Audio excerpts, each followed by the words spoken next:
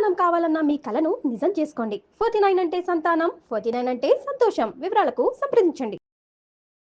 నమస్కారం గురుగారు. శ్రీమాత్రే నమః. గురుగారు, సౌందర్య లహరి పేరే ఎంత అందంగా చక్కగా అనిపిస్తుందో కదండి. ఉంటుంది. అలానే శంకరాచార్య విరచిత అమ్మవారిని సగౌరవంగా అంటే అభివర్ణించే విధంగా మనకి శ్లోకాలు ఉంటాయి అని చెప్పేసి అంటారు. అయితే సౌందర్య లహరి పారాయణం కూడా చాలా మంది ఆషాఢ మాసంలో చేస్తూ కనిపిస్తూ ఉంటారండి. అంటే అసలు ఏ విధంగా చేయాలంటారు? దీనికి ఏమైనా పర్టికులర్ కొన్ని నియమాలు ఉంటాయా చేయడానికి, ఆ శ్లోకాలు చదవడంలో గానీ పాటించడంలో గానీ అన్న విషయాలు తెలుసుకోవాలనుకుంటున్నాను. అయితే ఇక్కడ ఏంటంటే ఫస్ట్ ఆఫ్ ఆల్ అసలు ఈ నామాలు ఎలా వచ్చాయి, ఈ సౌందర్య లహరి యొక్క శ్లోకాలు ఎలా వచ్చాయి అంటే ఆదిశంకరాచార్యులు వారు శివపార్వతులను వెళ్ళి కలుస్తాడు. ఆయన కలిసినప్పుడు 5 లింగాలు సౌందర్య లహరిని అమ్మవారు ఇస్తుంది అతనికి. అమ్మవారు స్వయంగా ఇచ్చింది. ఇచ్చి వస్తూ ఉంటే నంది మధ్యలో ఆపుతాడు. ఏమిటి అవి అంటే, ఇవ్వండి ఆ లింగాలు ఇచ్చిన అయితే పెట్టుకో. అవేమిటి అంటే, ఇగో అమ్మవారు ఇచ్చిన సౌందర్య లహరి తీసుకోగానే దానిలో సగం తీసేసి పెట్టుకొని ఆవిడ కరుణతో అలాగే ఇస్తుంటుందిలే, ఇవి పట్టుకెళ్ళమని ఇస్తాడు. మళ్ళీ ఆదిశంకరాచార్యులు వారు అమ్మవారిని అడుగుతారు, అమ్మా ఏంటమ్మా నువ్వు వరం ఇచ్చిన ఈ నందీశ్వరుడు సగం తీసేసుకున్నాడు, అందులో నుంచి ఏం చేయమంటావు అంటే, శంకర నువ్వు రచించు, మిగిలినవి నా అనుగ్రహంతో నువ్వు రచిస్తావులే అని అమ్మవారి అనుగ్రహంతో మిగిలిన సగం ఆయన సొంతంగా రచిస్తాడు. అంటే సౌందర్య లహరి ఏదైతే ఉందో స్వయంగా అమ్మవారు ఇచ్చినట్టు. ఎలా అయితే లలితా సహస్రనామాల్లో మనం ఆవిడలో నుంచి 8 కిరణాలు బయటికి వచ్చి వసిన్యాది వాగ్దేవతలు తెల్లటి కిరణాలుగా వచ్చి ఎలా అయితే లలిత చెప్పారో, సౌందర్య లహరి కూడా ఇక్కడ మనం అర్థం చేసుకోవాలి. సౌందర్య లహరి మనం ఎలా అయితే లలితకి ప్రతి నామానికి అర్థం ఉంటుందో, ఇక్కడ మన జీవన శైలికి అర్థమయ్యేలా ఉంటుంది. అది ఇప్పుడు మొదటి నామం ఉంది, మొదటి శ్లోకం ఉంది అందులో, శివశక్త్యాయుక్తో యది భవతి శక్త ప్రభవితుం నచే దేవం దేవో నకల కుశల స్పందితుమపి అని. అంటే ఇక్కడ అర్థం ఏమిటి, అక్కడ మనం చాలా ఆ శ్లోకం తీసుకొని మనం అసలు ఎంత అర్థం చేసుకోవాలి. ఆ శ్లోకంలో అలా ఏం చెప్తాడంటే, శక్తి లేనటువంటి శివుడు ఇంచు కూడా కదలలేడయ్యా. శివశక్త్యాయుక్తో యది భవతి శక్త ప్రభవితుం నచే దేవం దేవో నకల కుశల స్పందితుమపి అతస్తామారాధి. మళ్ళీ శ్లోకం ఉంటుంది. నేను అనేది ఏంటంటే, ఇక్కడ శక్తి లేనిదే శివుడించి కూడా కదలలేడని చెప్పినప్పుడు మనం ఒక భార్యాభర్తల అనుబంధాన్ని ఇక్కడ చెప్తున్నాడు. శివుడు శక్తి, పార్వతీ పరమేశ్వరులు, అవునా? లలిత అనుకోండి ఈశ్వరుడు అనుకోండి.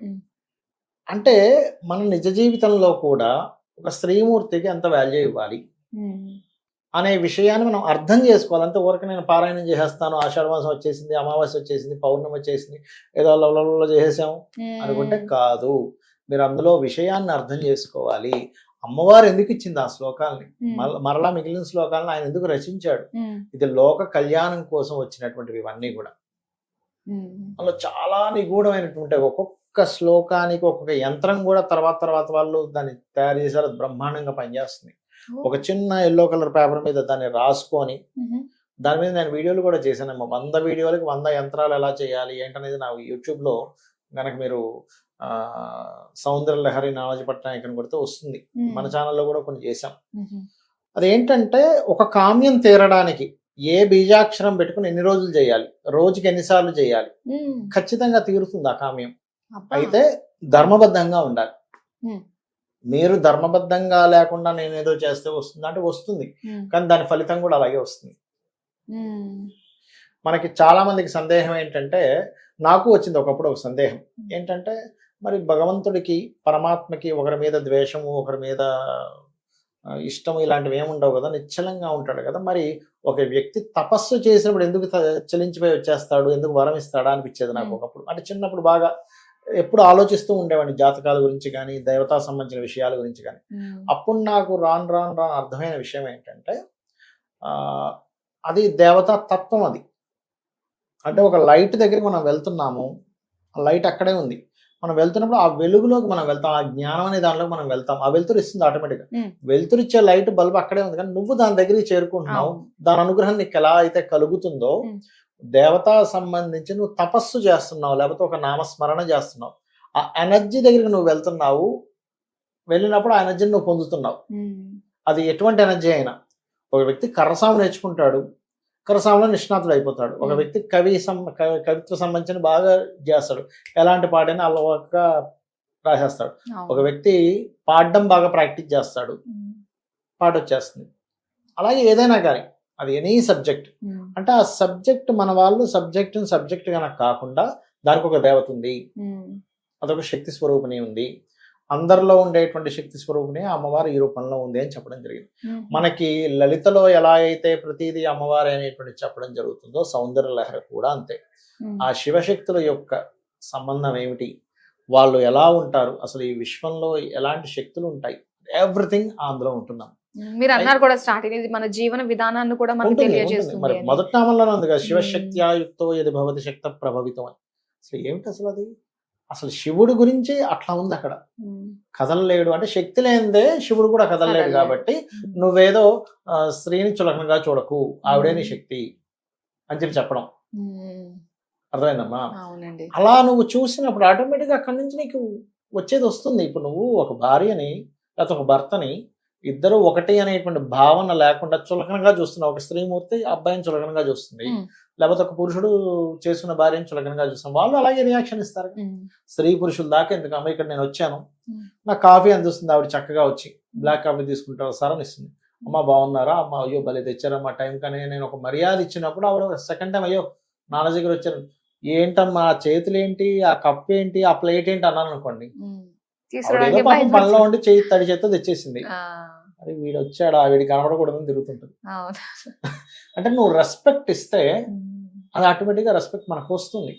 అలాగే అంటే ఒక మనిషి విషయంలో కేవలం ఒక కాఫీ అందించే వాళ్ళ విషయంలో అలా ఉన్నప్పుడు నువ్వు ఒక జీవితంలో జీవిత భాగస్వామిగా నువ్వు అగ్ని సాక్షిగా పెళ్లి చేసుకున్నప్పుడు నువ్వెంత ఇదిగా ఉండాలి, ఎంత ప్రేమగా ఉండాలి అనేటువంటిది. ఎందుకంటే ప్రతి మనిషి జాతకంలో కొన్ని దోషాలు ఉన్నప్పుడు జీవిత భాగస్వామి జాతకం కనుక యాడ్ అయితే వీళ్ళకి ఒక శక్తి వస్తుంది.